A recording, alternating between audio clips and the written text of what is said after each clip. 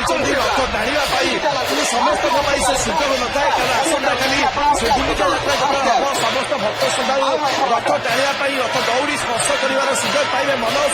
କିନ୍ତୁ ଆଜି ଯେତେବେଳେ ରଥ ଖଳାରୁ ଶ୍ରୀମନ୍ଦିର ସିଂହଦ୍ୱାରକୁ ରଥ ଟଣାଯାଉଛି ସେତେବେଳେ କେବଳ ଆରତୀ ବାହିନୀ ହିଁ ରଥ ଟାଣିଥାନ୍ତି।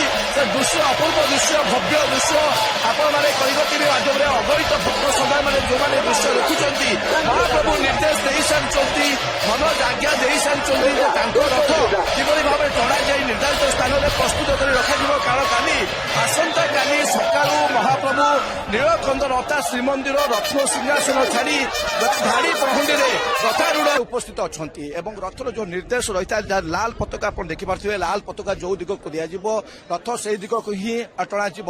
କିଛି ସମୟ ଟଣାଯିବା ପରେ ରଥ ପୁଣି ରହିଛି, ଅର୍ଥାତ୍ ରଥର ଯେଉଁ ପୋଜିସନିଂ ଯାହା କୁହାଯାଏ, ରଥ ଯେଉଁ ସ୍ଥାନରେ ନିର୍ଦ୍ଧାରିତ ସ୍ଥାନରେ ରହିବା କଥା ସେହି ଦିଗରେ ହିଁ ରଥ ଗତି କରିବ।